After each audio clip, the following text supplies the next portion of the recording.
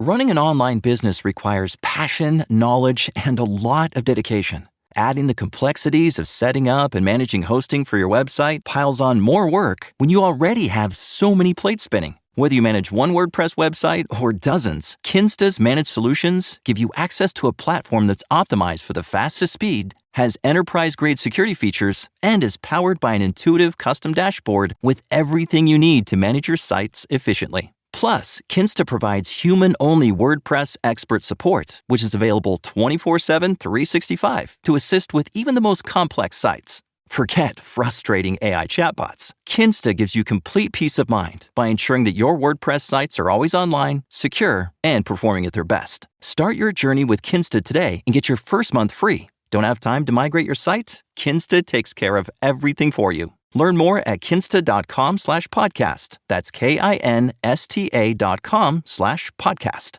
This is a mini meditation guided by Bombas. Repeat after me. I'm comfy. I'm cozy. I have 0 blisters on my toes. And that's because I wear Bombas, the softest socks, underwear, and t-shirts that give back. One purchased equals one donated. Now go to bombas.com/listen and use code LISTEN for 20% off your first purchase. That's BOMBAS.com/listen and use code LISTEN at checkout. Did you know that parents rank financial literacy as the #1 most difficult life skill to teach? Meet Greenlight, the debit card and money app for families. With Greenlight, you can send money to kids quickly, set up chores, automate allowance, and keep an eye on your kids' spending with real-time notifications. Kids learn to earn, save, and spend wisely. And parents can rest easy knowing their kids are learning about money with guardrails in place. Try Greenlight risk-free today at greenlight.com/pod. This is FunBelt Commissioner Keith Gill, and I listen to the FunBelt podcast. If you didn't know before, now you know why they call this the FunBelt. I'm very excited about the Sun Belt. You know, while other conferences have been breaking up, our conference has become stronger. The state of Sunbelt football is the strongest in our history. I saw FunBelt Conference, and I'm like, I don't know what this is, but I got to join the show. This sounds a lot of fun.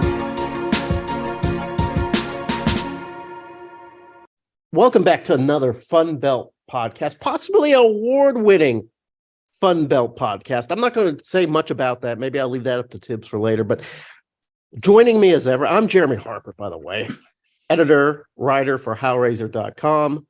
With me is Dusty Thibodeaux, master of the Warhawk Report, and Shane Mettlen of the Pulitzer Prize-winning Daily News Record. No? No. Yes? No? Okay. Well, No. The future Pulitzer Prize winning Virginia Press Association. Well, that's just as good. That's the Pulitzer of the East Coast. Yes. So welcome aboard, guys. A lot of things have happened since the last time we talked, namely in the basketball universe.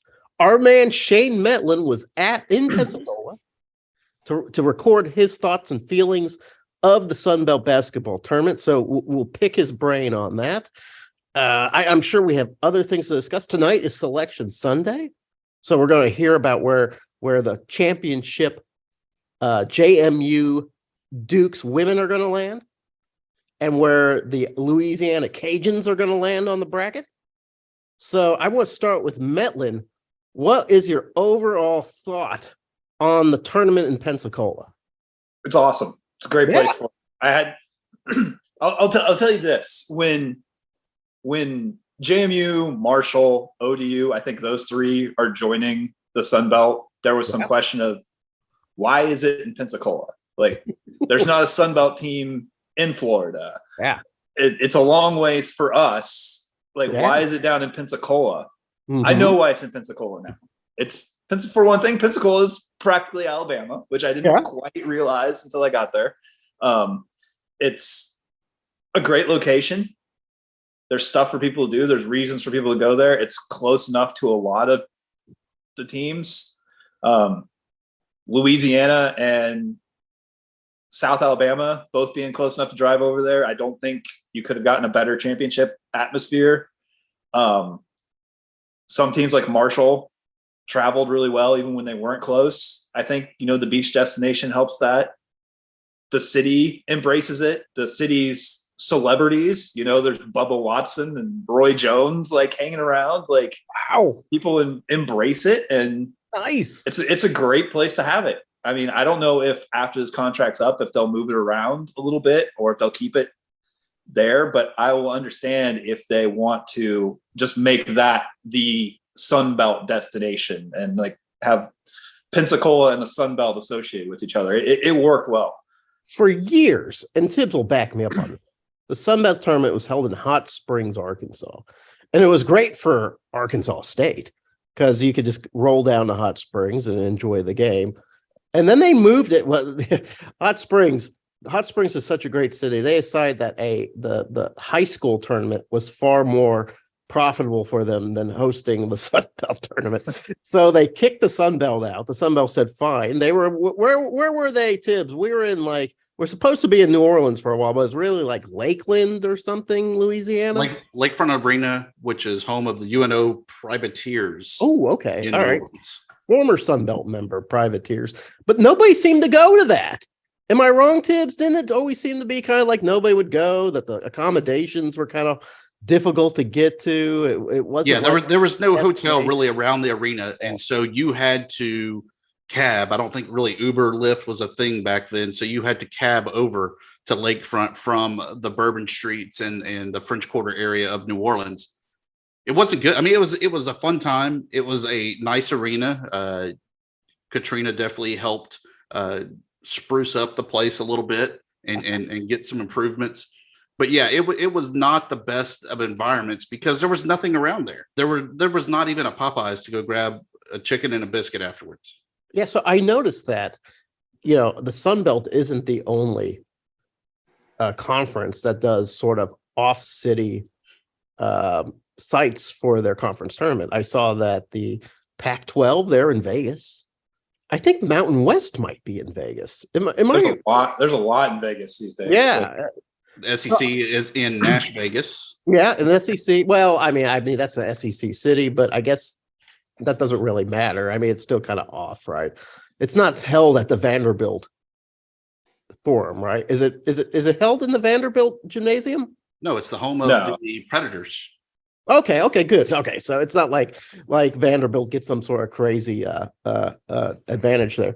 So yeah, so you felt like it was a good time, Shane, and you actually wrote a pretty kind of nice column about how you felt like the energy of the Sun Belt's really increasing, and that it's only going to get better for Sun Belt basketball. I think so. Yeah, I mean, the atmosphere there. I mean, coming from covering the CAA where JMU was. Yeah. And everybody who was part of the CAA remembers back in the day when VCU and George Mason and Richmond were all in it. And they had the tournament at the Richmond Coliseum. And it was an event. There was stuff going on all over downtown Richmond, people hanging around, walking places. It hasn't been like that in the CAA in a long time. And, they go play in Washington, D.C., and they play in a nice arena and there's stuff to do, but the city of Washington doesn't know this is even going on. Yeah. As opposed to, Pensacola, the local sports radio station's broadcasting from within the arena the whole time. The local papers covering it. They're, the Uber drivers asking me about the games and saying, he's going to look for a ticket for the Saturday session and stuff. And, it's big enough. Pensacola is big enough that it's worth going to, but it's also small enough that it's a big deal to have everybody in town for them. Tibbs, what this is making me? Jealous that Arkansas State was not there. No, we were there. They were there. Air quotes. They showed up. They waited until March, but they showed up. Yeah. In fact, Arkansas State had maybe their best, last couple weeks, ending with the tournament. I think they finished the season winning 3 of 5, which I know sounds sad, but we're happy for that. What the hell happened to the Warhawks, Tibbs? When you only play 7 guys all season long, and it happens. It's March or late February. Everyone's fatigued, tired, done, and it showed. I think that they had a pretty good showing but there was really no real threat for them to beat Georgia Southern in that opening round game. But how about Viva la Boobcats? I knew you were going to bring this up. I knew you were going to bring it up. I knew you were going to bring it up, Tibbs, because you want to be right about the Bobcats. Did you notice that I'm wearing my Guns Up Texas State shirt just for you and just for this podcast? Oh, I am so happy for the Bobcats. You know what? We love the coach. We love the Boobcat mystique. They did very well knocking off some top tier teams. Who is the guy that caught on fire? Their longtime guy? Mason Harrell. Yeah, that's right. He caught on fire at the right time. It was I thought it was an exciting tournament, by the way. I watched several of the games. Thought it was a good tournament. Before we go into the depth of the tournament, Shane, I know you probably have some thoughts about the women's and the men's. What did you think of, Georgia Southern? They did okay in the tournament. They did okay on the season, not great. Didn't have a really great 3 years under the coach. Fire the head coach. What did you think about that? I was sort of surprised. For one reason, Brian Berg actually stopped me in Pensacola to talk about just the coverage of the league, how, they're getting more coverage stuff. He seemed to be happy with the way the Sun Belt was moving as a conference and didn't really give any indication he thought this was coming. So it was a short conversation, but the fact that he kind of grabbed me wanting to talk about the Sun Belt as a whole didn't strike me as somebody who thought he wasn't going to be in the league a few days later. Yeah, he wasn't coming up to you and saying, "Hey, you think there's any movement in the CAA that maybe I?" No, it was. Yeah, I was sort of surprised. Georgia Southern, I think it's getting better. They're doing some stuff with their facilities and stuff, but Georgia Southern's not an easy basketball job. It never has been. Mark Byington had some success there, but not tournament success. It's not an easy job. And, maybe they think they're going to get somebody to, similar to JMU. JMU has been a place where they haven't had much basketball success either for decades, but they hired a coach to generate a little enthusiasm as they were moving into a new building and improving facilities and stuff. Maybe Georgia Southern wants to do something similar, start fresh with that situation. But I was surprised. Maybe spoiled by Clay Helton's immediate success. Yeah, I don't know. The list of coaches I thought might be gone from Sun Belt by today didn't include Brian Berg. All right. I want to ask Tibbs about that. Tibbs, I know that you and I probably have fingers on the pulse of certain coaches. Who do you think is on thin ice? We've already seen in the college community a lot of guys going down, like Passner and a couple other guys. Who in the Sun Belt do you think might be on shaky ground? Coming into this year, there were a lot of even Cajun fans that thought Bob Marlin was going to be on thin ice, and then goes on a run and really has a good regular season, and then, of course, wins the conference tournament. I think that you got to look in your own backyard there, Jeremy. Mike Bellato got to be on thin ice, but at the same time, is the juice worth the squeeze for the buyout of what he has left on that? Well, here's the thing about the buyout for Coach Bellato. He had signed an extension, and then there were some stipulations in his contract to keep the maximum to maintain the maximum buyout. He had to either win the Sun Belt, he had to either win 10 games in the Sun Belt, or he had to win the Sun Belt tournament. He didn't do any of those, right? So that buyout on March 15th is cut in half. So if something's going to happen, guys, at Arkansas State, it's going to happen around, March 15th. So just be advised. This is my press release to you. Something could be happening at Arkansas State on March the 15th. And that's where I'm going to leave it at. But who else might be in trouble? Or maybe nobody else is in trouble. I know that ULM, Richard, I know that there's some rumblings there. I'm not quite sure why. I feel like ULM played over their heads this year. Is there anybody else that maybe is Georgia State safe? I guess so. He was in the first year of his contract. So I think I would wonder about Cliff Ellis a little bit, Coastal Carolina. is he going to coach until he's dead? I don't know. Like, Ellis is one of those guys that I never heard a crossword about him, like in the ether of the internet until this year. Until this year, I started hearing like some rumblings about Coach Ellis, and maybe he's out of touch and he's gone. I wouldn't be surprised if Ellis calls it quits, but who knows? I thought he was going to call it quits last year. Although they apparently, from what I'm seeing on Twitter, had an in-home visit with a big-time transfer recruit. So, maybe he's still working anyway. Yeah, he still knows what he's doing. On Richard at ULM, I think a lot of the fans are ready to turn the page, so to say. But he's already indicated he's coming back. I think that this is the end of his contract. They could make a move, but I think that he will have at least one more year at the helm of the Warhawk program. I think the other one that I think really this year saved his career was Jay Ladner. He was another one coming into this year that Southern Miss wanted to make that coaching change to kind of set the precedent as they came into the Sun Belt that they were going to be competitive and everything else.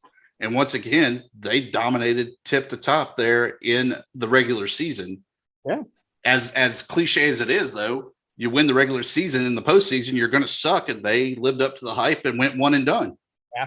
Yeah. And that's kind of the thing with the Sun Belt. That seems to happen a lot. So I guess Southern Miss, NIT bound, not a bad scenario for the Sun Belt, because Louisiana was actually tagged to win the conference in the preseason. They win the conference. Looked pretty good in the Sun Belt tournament, in my opinion. Shane, is Louisiana poised, that you've seen them play in the tournament now, are they poised to do some damage in the NCAA? It wouldn't shock me. I mean, you just look at, to win a first round game, I don't know if they're necessarily a Sweet 16 type of team, but depending on the matchup, yeah. We know they've got the big man that can match with, the Power 5 type big men. They've got experienced guards. They've got guys who have played. It really just, could it have worked out any better for them? You're talking about people wanting Bob Marlin out before this. It worked out pretty well for them to have legacies, like a Jordan Brown as a McDonald's All-American who winds up there on his third stop because his dad played there. You get guys who are just coming back from Lafayette, need a place to go, and they're there. So it's kind of like that storybook type of season for them. You're not going to get that very often where it all comes together like that. But they've got guys who have experience, Power 5 experience. I wouldn't be shocked if they can win a game. It all depends on matchups, but we're recording this like an hour before we find out who they play. So yeah. So I may have a completely different opinion by the end of the night, but no, I think they could win a game, which would be huge for the conference if they did. Oh yeah, absolutely. And Sunbelt has had player or teams moved on before, not a little while. You saw that game between James Madison and South Alabama. What did you think of South Alabama? And I really thought that they were on their way from cruising through the tournament. They get stopped by the Cajuns. You were at the James Madison game. What was your overall thoughts on that? They're a good team. Like a lot of what I just said about Louisiana applies. They've got the big man who can match up with people. Their guard, and Isaiah Moore, is just so good. And he didn't get much consideration for player of the year because South Alabama's record, overall record, wasn't that great. Mm-hmm. And then we talked about before where they lost a lot of close games to a lot of really good teams early. And we weren't surprised to see them make a tournament run. But just seeing him play multiple games in person, I was like, it should have been 3 guys we were talking about for player of the year instead of just 2. He was that good. He was just really, really good. Thibs, is that really, it seems to me that seems to be the key to having a great Sunbelt team, is to have that dominant guy in the paint. Do you agree with me on that, Dusty? Do you think that you have to have, like, I was I was told by an assistant coach at Arkansas State, oh, you don't need a big man in the Sun Belt. You just need, some fast guards and some sure-handed power forwards, and you'll be fine. But is it true that you just really need a big man? And that's why having a big man makes you so good, is that the Sun Belt is a guard and small forward, power forward type of league, that when you have that presence in the paint, no one can stop you because there's no one else that can match up with you. Yeah, that analysis was given to me after I complained about the lack of size on Arkansas State. And they tried to assure me that wasn't going to be a problem, but it always is. And that was with Norchad Omier on the team. That's when I got that. Women's side, James Madison Dukes. They're going to the dance. What do you think? Where will they land in the constellation? Oh, well, I guess we'll find out in a few hours with them too. People listening to this might already know, but they do try to keep it more regional for the women. So I would think there's a good chance, they'll be playing like a Villanova or a Duke, maybe a rematch with North Carolina, a few others possibilities, maybe in Maryland. I don't know if the seeding matches up quite for Maryland, because I think Jamie is going to be either 13 or 14. Okay. But probably teams that they actually have some familiarity with, just because of the regional aspect of the women's. So it'll be interesting to see if they are also.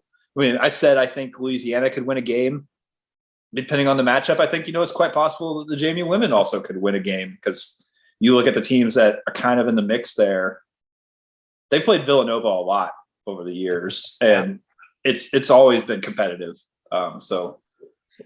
And that would be interesting if they land there. As we all know, James Madison has those 5 big Russians on the team, 10 big Russians on that team, 10 huge Russian women, or maybe just one, right? Just one. So let me ask you this though, Shane. I think the thing that really overshadowed James Madison dominating that championship game, even Texas State going on the run on their side of the bracket, Troy ODU. And how that game ended. What was the discussion there on the ground in Pensacola over that game? It was interesting. It was, it was some of, I think the discussion was sort of like, who's to blame here, is the impression I got. And obviously I think it's the officials, for one. They have to count and see how many players are out there. Like when you come out of a timeout, I would assume that that's supposed to be done every time, and it clearly wasn't. There was talk about if the coaches handled it properly in the post game, or you also got to kind of knock both coaching staffs. Neither one of them noticed it when they go out on the court. If players too, you would think. Yeah, hey, wait, there's 6 guys out here. Somebody from ODU eventually figured it out and grabbed a player and pulled her off the court, like as the play was going on. But nobody from Troy ever said, hey, stop. There's 6 players on the court, in time to let the refs actually do something about it. It was a tough, unfortunate situation all around. I know some people didn't think Delisha Milton-Jones at ODU handled it quite well enough in her post-game press conference. She made a lot of jokes. I think she was just nervous, trying to figure out what to say. Let's diffuse the tension. Yeah, I think not a situation she ever expected to find herself in.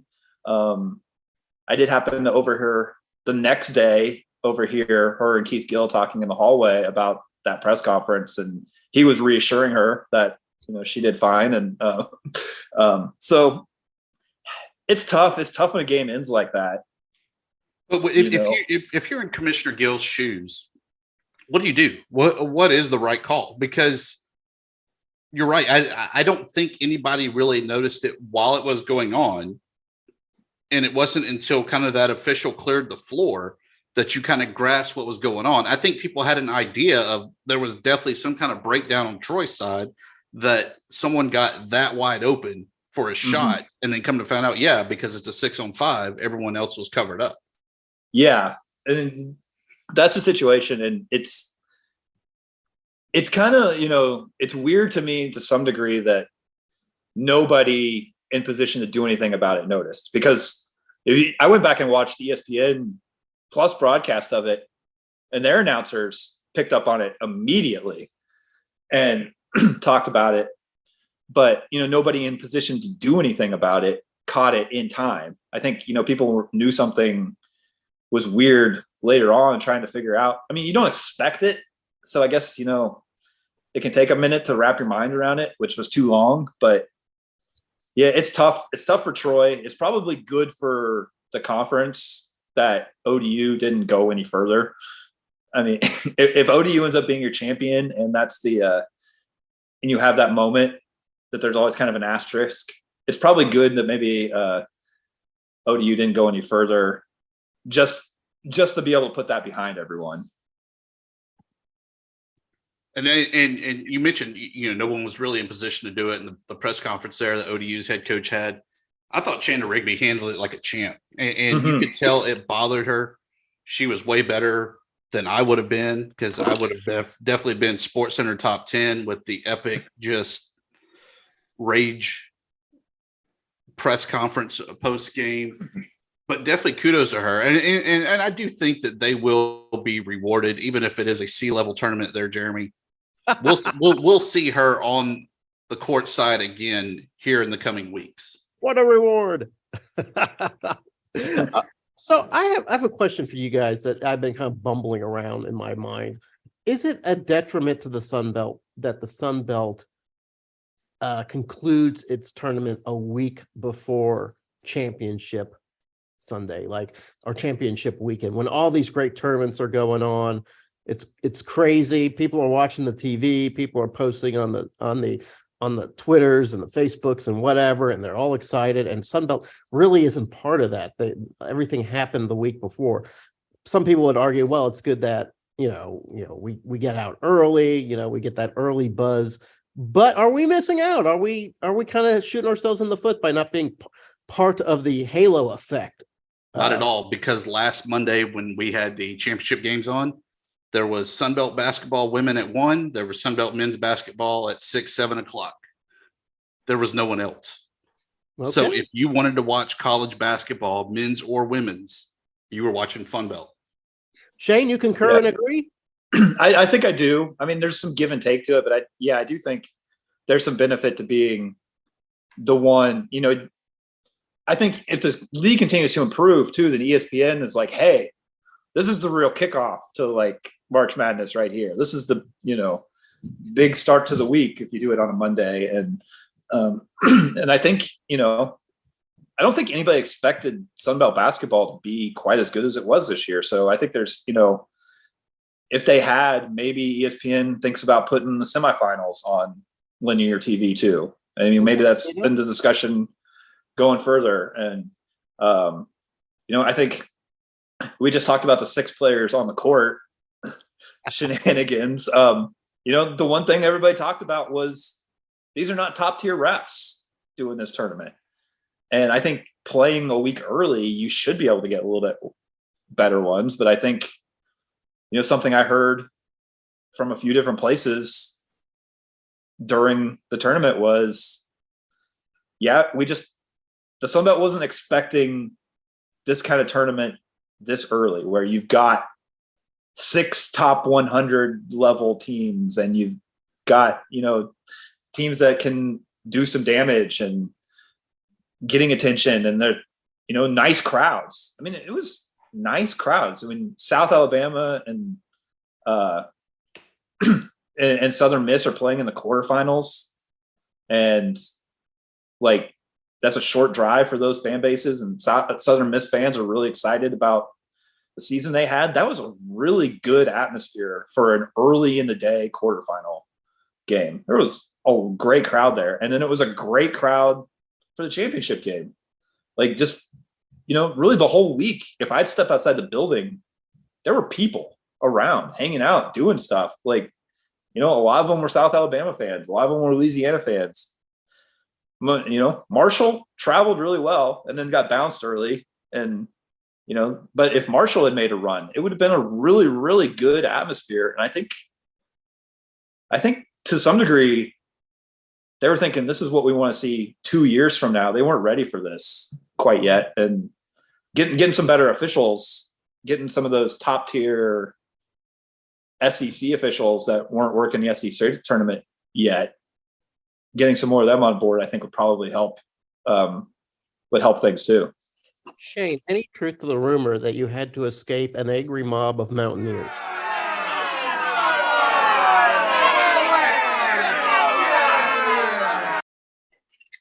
Not true. Okay. There weren't very many Mountaineers there. And I heard that rumor, and we were concerned. We had a little back and forth text. Is Shane going to be okay? Do we need to send police? But it turns out that was just a rumor. No Mountaineers fans chasing you through Pensacola. No. Good. Maybe the peace pipe has been smoked. Maybe the hatchet has been buried. Oh yeah. Hey, do we have anything else to talk about the for Sunbelt basketball before we turn the page? I don't think so. Oh, okay. Well, do we want to talk a little bit about baseball? I know it's early in the season. Already games are being rained out at Arkansas State. I don't know if you guys are having similar problems with the weather. This seems to happen every year for Jonesboro, though. How are things going? After last weekend, traveling over to San Antonio, ULM playing at Incarnate Word, I was doing a rain dance in hopes that game would get rained out. It was pretty ugly, but it was great to see a grand slam for the Incarnate Word Cardinals. Warhawks load up the bases on a hit batter and then lose to get run ruled off of another hit batter. It was an ugly weekend, that's for sure. But some other teams not having ugly weeks. Midweek action, Coastal Carolina down number 5, Wake Forest. Yeah, nice. Huge win. Last weekend, Southern Miss took 2 of 3 from Dallas Baptist. Georgia Southern, same 2 of 3 from Central Florida. Texas State, though, on the slide last weekend, falling to Grand Canyon, as did the Cajuns 2-1 against Campbell. Did see that the Cajuns picked up, I think, the series win over High Point, who always has a pretty good baseball program. So that's pretty cool. You're talking about the trials and tribulations of the Warhawks. Arkansas State took a 2-run lead on Eastern Illinois, and then immediately it walked 4 batters in a row and start walking people in, and then lost the game. That's one thing about college baseball. There does seem to be a lot of walks, a lot of hit by pitchers, a lot of goofy errors.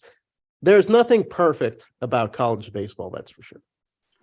Not at all, but as much as you talk about walks and hit batters, chicks dig the long ball, and the Sun Belt has been hitting the long ball. As coming into this weekend, Old Dominion and Troy tied for 4th with 29 home runs. Speaking of Troy, is Troy a surprise? I mean, Troy wasn't named as one of the top baseball programs coming into the season, but Troy seems to be the program that's really racking up the wins. Is Troy for real, or is Troy just a benefit of a soft schedule? I think they're for real. I think that they've had just enough pitching so far. And then not to mention Sunbelt Player of the Week, Shane Lewis, really just clicking and really driving that offense that the Trojans have been able to outscore their opponents. They might not necessarily be beating them in all assets of the game, but they're definitely outscoring them on the scoreboard. I think they scored like 10 runs in the first inning their last game. They really know how to score points. It looks like to me, just sort of as a casual observer, that maybe Southern Miss pitching is still struggling. So I know that Southern Miss, a lot of expectations for the Golden Eagles, but I don't know if they've quite settled down yet on the pitching aspect.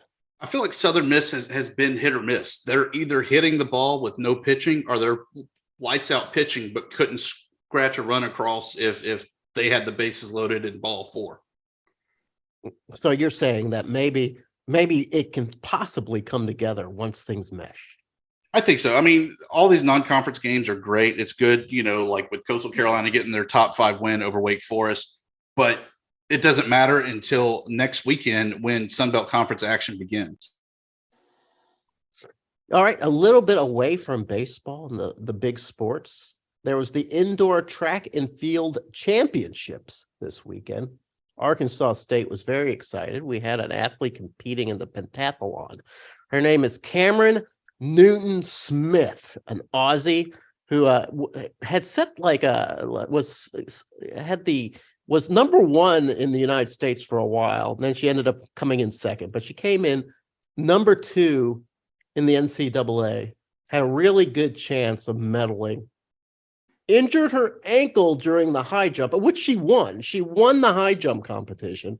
She was in first place.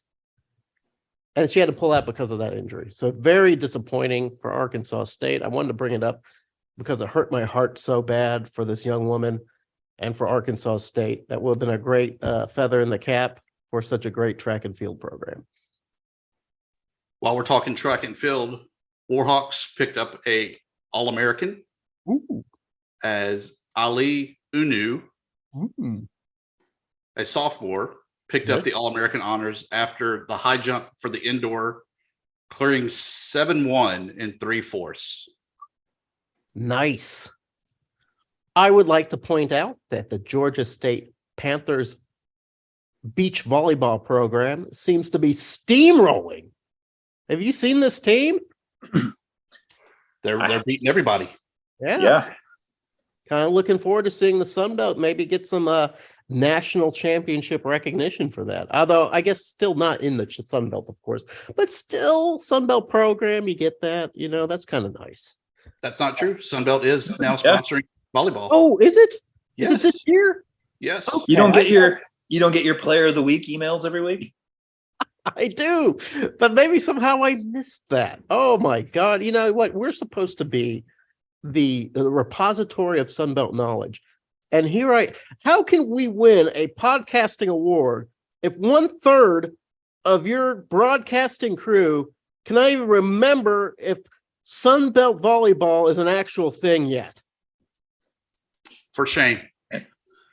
For shame.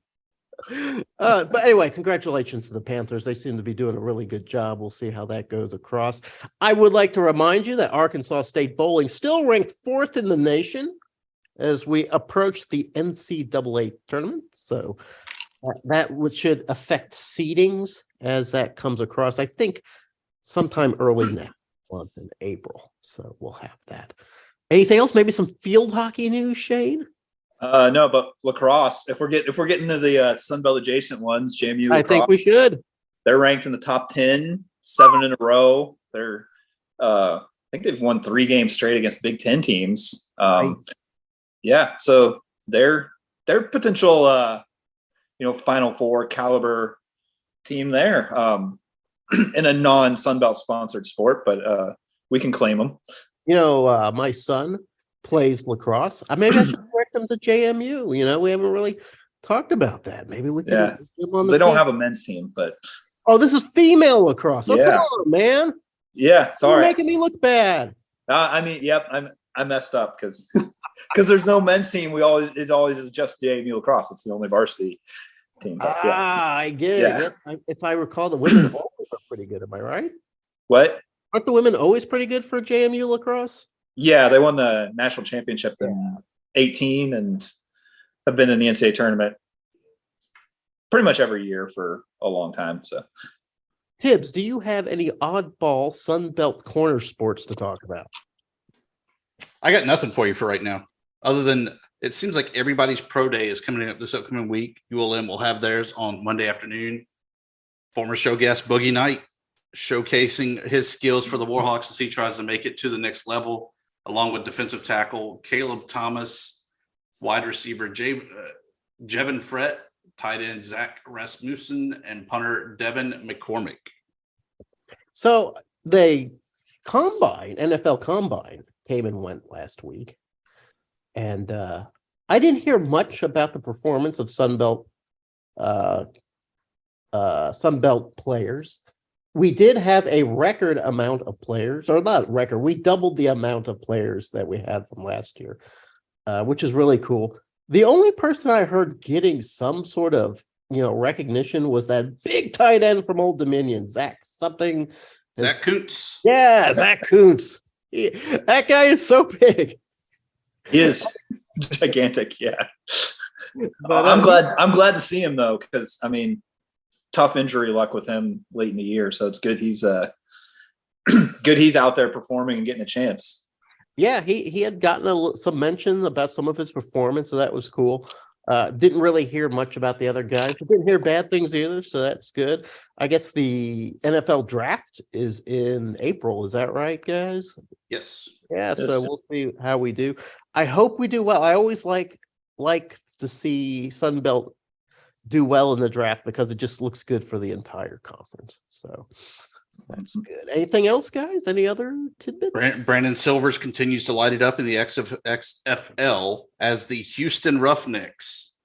In the hiatus, including 21, the Roughnecks have never lost a game in franchise history. Brandon Silver, one day, maybe he gets that sort of chance to bring those talents to the NFL. I know I was glad to see him go because he had been so good for Troy for so long. So congratulations to Brandon Silvers, getting him out there. Guys, how about some thoughts? Or what was it? What we do? Plugs, promos, and parting shots.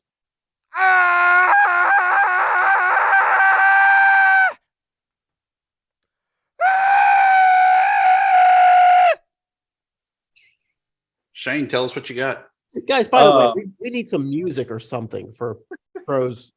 We need like some sort of gong. Well, we do a gong sometimes, but we need like some sort of audio cue for this. Don't you think, Tibbs? As the producer, don't you think that's what we should do?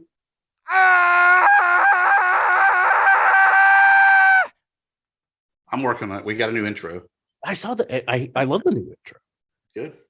Shane, let's hear your parting shot, plug, or promo. Well, we kind of already hit on it, but I was planning on my parting shot being Pensacola is just a great place for a conference tournament. Like, I think it's there through 2025. I don't know if they want to move it around, make it close, give every part of Sunbelt country a shot at it. I can see the argument for that. But if you're going to look for a permanent location, I don't know you could do much better than Pensacola. All right. Excellent parting shot from Dusty. You're not Dusty. You're Shane Mettlen. I'm just always on your mind, Jeremy. Dusty, what you got? The big story last year around the NCAA was the whole Adidas AAU scandal that popped off and wound up catching several college coaches, including Will Wade of LSU, and wound up getting him fired from the Tigers. Well, he's back. He's back in the boot, even as he has landed a job in the Southland Conference at McNeese State. Yeah, I saw that. Interesting to see what happens there, because he still has a show cause that the NCAA can actually hold McNeese liable for what he did at LSU. Wow. So true Louisiana politics at its finest. Interested to see, does he even see the first bit of the court in Lake Charles, or is it just a splash hire and a dud fire again? That is an excellent parting shot. You know what? That was a quality parting shot. My parting shot is a story that is a bit of a plug too, because I wrote about it in howraiser.com. Guys, you know Mike Aresco, right? The commissioner for the American Conference Athletics. Yeah, so for years, Mr. Power Six, right? Kind of ignored the rest of the G5, pretended to be part of the power structure, was always like, oh, there's Power Five, we're the Power Six. We kind of belong in the Power Five. Would always sort of turn his back on the group of five, turn up his nose on the group of five. That's all changed now. Now that the Big 12 has sapped him, robbed him of his power players, he sent out a memo, a scathing memo, complaining how the group of five needs to pull together, be a unit, and that there shouldn't be any tags at all. He says it's ridiculous to be a power of five and a group of five. It should just be 10 leagues, which he's right. It should be. It's just kind of nice that at this time, when all of his great conference leaders leave for the Big 12 for a power program, suddenly Mike Aresco sees the light and goes, hey, guys, we got to pull together here. So anyway, that's my parting shot on Mike Aresco, finally a member of the group of five. Congratulations, Mike. Welcome back. Glad you saw the light. Bravo fucking oh.